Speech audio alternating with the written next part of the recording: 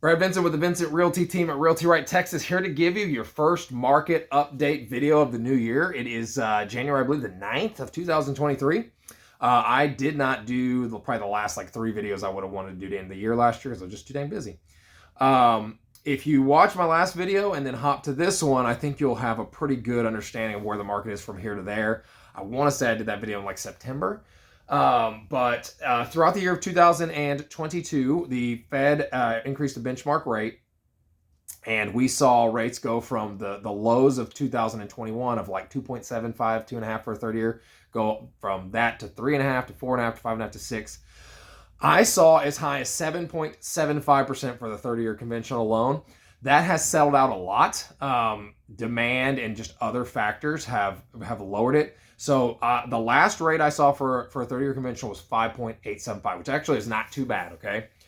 I do not know what the Fed is going to do for the rest of the year here. I was just having a talk with a lender today, and if I was to kind of track what they're doing and think of what they're trying to do, I think that we're trying to put a very harsh and sharp downturn on the real estate market, and then I would hope that very soon they're going to kind of reverse course on that and start easing up a bit. But the problem is they still own trillions of dollars in mortgage-backed securities, and I don't know how they ever unload that without shocking the market, right? So there's a lot going on right now. It's not just the benchmark rate. So when you see Fed Chair Powell making announcements on things like that, that's not exactly what reflects the real estate market. The stock market is down a ton. I have national data for year over year, but I haven't seen the just local data yet. I haven't seen Texas or our local market, Houston. But the national data shows the market down year over year 34%, and inventory has increased 74%, okay?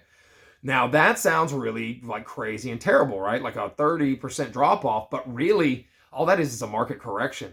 That puts us back to price levels of just before COVID, and it puts us to inventory levels of just before COVID, right?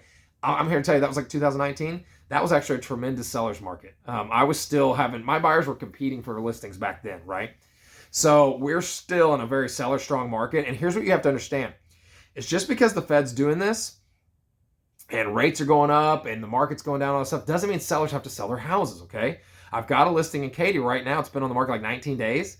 We've had a ton of showings on it, and the buyers, they don't want to offer on it, right? We've been getting low offers. My seller just keeps saying no to them. He's got a ton of equity, and he's got a super low interest rate on the property, so he's not going to move, You're not going to be able to just purely convince sellers with words to lower their prices and sell their homes, because the other thing is where do they go from here? They go to a higher priced home, or they go to a rental market that's terrible as well. Like rent is down a bit, but everything is still super high.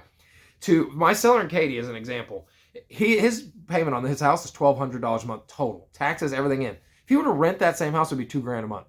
So why would he move into a rental that's comparable to his house and pay $800 more a month? He doesn't have to, right? So we're in like kind of a standoff right now where buyers don't want to pay today's prices because they've got higher rates, right? They're also hearing in the news that prices are going to keep coming down and down and down. Sellers see the old market and want at least something comparable to that. They know there's still not that much inventory, right? Like my Katy house, there's only 7 competitive homes with that house, That's not high inventory, okay? So we're in this little standoff, and what is going to have to push things, if you want to see the market crash, is you're going to have to see unemployment go up, okay? You're going to have these people lose their jobs, and then they will have to then suffer long enough that they have to sell their homes at a loss, right? In 2008, 2009, the financial crisis, the key point to remember that, people always compare everything to the most recent crisis, right? It was a totally different crisis. Here's the reason it's not comparable. The reason that inventory went up so sharply back in 08, 09 is we had just put a ton of buyers in homes with 0 down mortgages, okay? They didn't pay anything for these mortgages. We didn't make them pay closing costs. They all got their houses for free.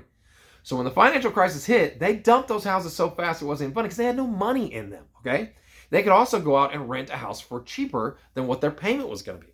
So it was very common sense for them to just dump the houses, okay? So inventory went way up. So we're still in this little standoff. The market has come down. I'm starting to see lower prices. I'm starting to see people take less on the houses, but I'm still not seeing $50,000 off a $300,000 house. I'm not seeing $300,000 houses go down to the $200,000 levels they used to be. This house in Katy that I have for $300,000 was $150,000, I don't know, 10 years ago. It's not going to get there anytime soon. it's not going to become affordable for first-time buyers to buy homes anytime soon, okay? I do hope rates will level out, but the Fed may keep pumping it. I don't know. We'll see. But we haven't hit that tipping point yet, okay? We've had a little bit of a correction. We had a historic year in 21, and it cooled down in 22 is exactly what it is. So we have not made up the gains the market has had over the last 5 to 7 years. We made up 1 year's gains, okay? So we're going to see what happens. You know, inflation's still bad. We still have supply chain issues. All that is going to have an effect, but right now, inventory is just a little bit up. Sellers are getting just a little bit less for their homes. And if you're a first-time buyer, the struggle you have is to decide, do I want to keep paying this super high rent where I'm at, or do I want to go ahead and jump in and own a home? And historically, I'm going to get equity. I'm going to get wealth from it, but it just doesn't feel so good right now. So it's a tough call for those people. I think we're going to have a pretty darn stagnant market in the year 2023. I think a lot of these big brokerages like Zillow and Opendoor and all that are going to lose a ton of money. And it's going to be for realtors, you buckle up and you better have saved your money from the years previous, which most realtors do not. If you have any interest in buying or selling or investing right now, shoot me a message through this, wherever you're seeing this video on social media.